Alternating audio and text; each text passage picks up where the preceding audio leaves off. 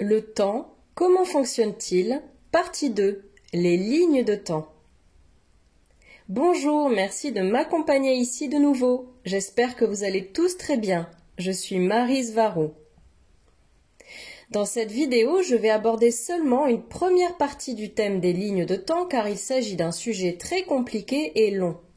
Mais on peut également considérer cette partie comme étant la deuxième partie du thème du temps et de comment il fonctionne.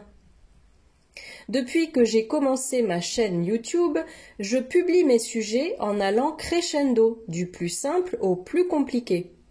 Au début, j'ai même transmis des concepts familiers que la plupart d'entre vous connaissez déjà grâce à mes prédécesseurs, mais je tenais aussi à exprimer mon point de vue personnel à leur sujet.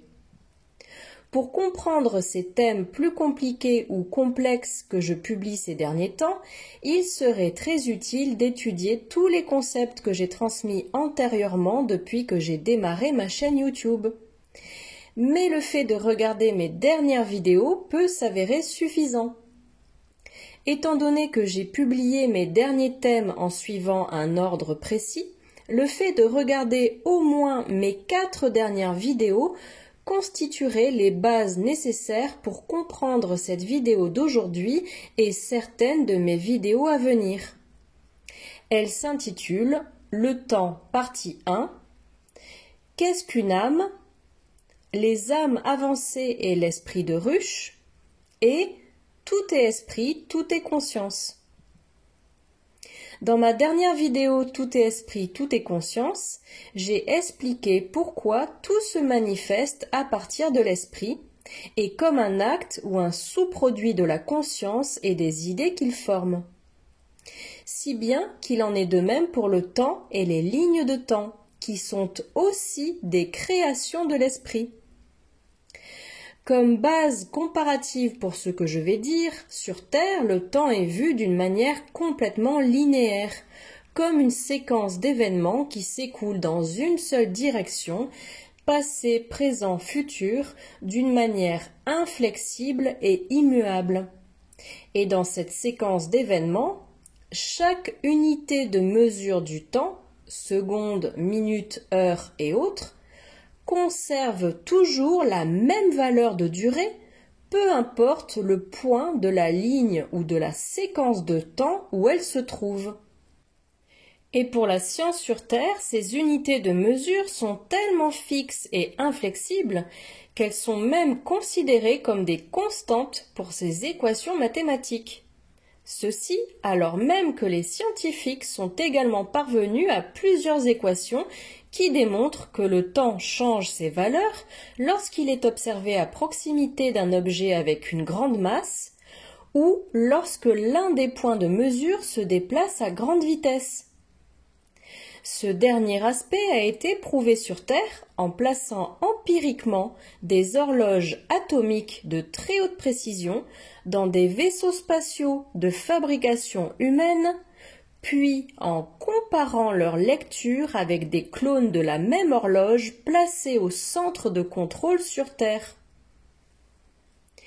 Il n'y a aucune raison logique justifiant le fait que les scientifiques humains continuent à utiliser le temps comme une constante pour leurs équations qui prétendent essayer d'expliquer comment fonctionne l'univers, si ce n'est pour maintenir en place les mensonges qui alimentent la matrice de contrôle sur la Terre. D'autant plus que ces scientifiques se contredisent, puisqu'ils ont eux-mêmes prouvé que le temps ne peut pas être une constante et qu'il ne peut être qu'une variable. Par exemple, ils insistent pour calculer des dates qui remontent très loin dans le temps, comme par exemple l'âge qu'a l'univers depuis le Big Bang, alors qu'ils savent eux-mêmes que le Big Bang n'a jamais eu lieu et qu'il fait juste partie du symbolisme des sociétés secrètes. Note d'Héloïse Alcyona, l'univers est à l'image du grand tout, infini et éternel, sans limite de temps ni d'espace, donc sans début ni fin, sans Big Bang de départ et sans effondrement futur. Il a toujours existé et existera toujours. N'en déplaise aux esprits humains conditionnés pour percevoir le temps comme linéaire, allant d'un point A de départ vers un point B d'arrivée. Fin de la note. D'autres scientifiques insistent également pour mettre des dates sur des événements qui se sont produits dans un passé lointain, comme par exemple l'ère mésozoïque qui aurait démarré il y a 248 millions d'années pour se terminer il y a 65 millions d'années, et l'ère cénozoïque qui aurait démarré juste après il y a 65 millions d'années. Alors même qu'il est impossible de définir une date, une période de temps ou la durée d'une journée de cette époque. Le temps dépend strictement de l'observateur et de son niveau de conscience, car le temps est directement un sous-produit de cet observateur. Par conséquent, il n'y a aucun moyen de savoir sur quel observateur il se base pour ses calculs de date, ni quel était le niveau de conscience de cet observateur. La seule supposition que l'on pourrait faire, c'est que l'observateur de base qu'ils utilisent pour faire ces calculs temporels est l'inconscient collectif qui existait à cette époque. Mais ce n'est qu'une supposition, car je doute sérieusement que ces scientifiques prennent en compte l'existence d'une chose telle que l'inconscient collectif.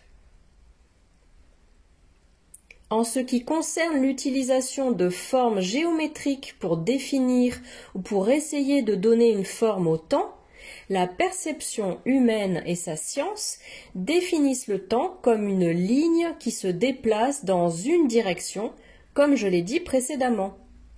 Mais pour les civilisations avancées qui ont atteint la capacité des voyages interstellaires, le temps est représenté comme une sphère qui est constamment en expansion et dans toutes les directions.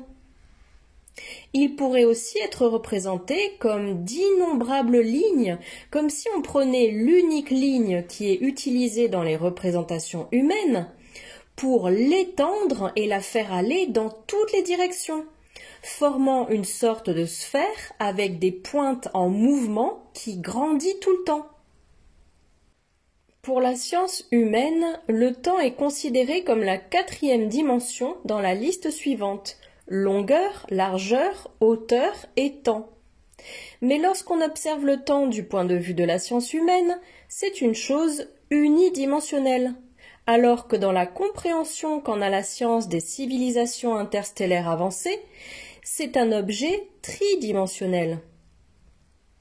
Depuis le point de vue et la compréhension de la science humaine, le monde matériel ou monde des vivants a 3 dimensions dans l'espace et une dimension qui est le temps, ce qui fait un total de 4 dimensions. Alors que du point de vue et de la compréhension de la science avancée non humaine, il y a 3 dimensions dans l'espace et 3 dimensions de temps, soit un total de 6 dimensions. Il y a une piste intéressante ici. Notez que le 4 n'est même pas un nombre premier et qu'il est en dehors de la séquence primordiale 3, 6, 9, 12 qui représente le côté éthérique de toutes les équations non humaines qui tentent d'expliquer la réalité, y compris celles qui sont la base de l'énergie libre ou énergie du point zéro. L'espace-temps à 4 dimensions que les humains observent est incomplet parce qu'il ne tient pas compte de la composante éthérique de la réalité, comme le fait toujours la science humaine. Notez aussi que la séquence 3, 6 et 9, observée sur Terre, est également incomplète parce qu'elle est vue à partir d'un modèle mathématique de base 10, c'est-à-dire qui fonctionne sur une base de 10 chiffres, et qui est considéré comme erroné par les civilisations interstellaires qui, elles, utilisent toutes un modèle de base 12, c'est-à-dire qui fonctionne sur une base de 12 chiffres et qui inclut logiquement le nombre 12. Par conséquent, toutes les tentatives terrestres pour trouver des équations de travail pour obtenir l'énergie du point zéro ou énergie libre sont infructueuses, car il y a un fort déséquilibre d'énergie entre le côté éthérique et le côté matériel. Par conséquent, le flux d'énergie est défectueux et tend à ne pas bouger, ou à se dépolariser du côté éthérique vers le monde matériel, ce qui le rend inutile. Pour qu'il y ait une perception que le temps s'écoule progressivement, il faut avoir un point de contraste ou de comparaison, de la même manière que la vitesse ne peut être appréciée que par contraste avec un objet statique. Sur Terre, la base de la perception humaine du temps sont les cycles diurnes et nocturnes de la planète, depuis lesquels découlent les concepts d'heures, de minutes et de secondes qui, avec l'utilisation des horloges et des montres, servent de mécanismes de coordination de la matrice terrestre elle-même, comme un métronome qui coordonne les musiciens. En effet, sur Terre, le temps est utilisé comme l'un des principaux mécanismes de contrôle de la matrice, car il coordonne la perception de tous les humains dans leur inconscient collectif pour les forcer à tous percevoir le temps d'une manière plus ou moins similaire, créant ainsi l'illusion que le temps s'écoule dans une seule direction. Et c'est ainsi que tous les pouvoirs de manifestation des êtres humains sont parfaitement organisés et coordonnés collectivement par la Kabbale et donc rendus efficaces.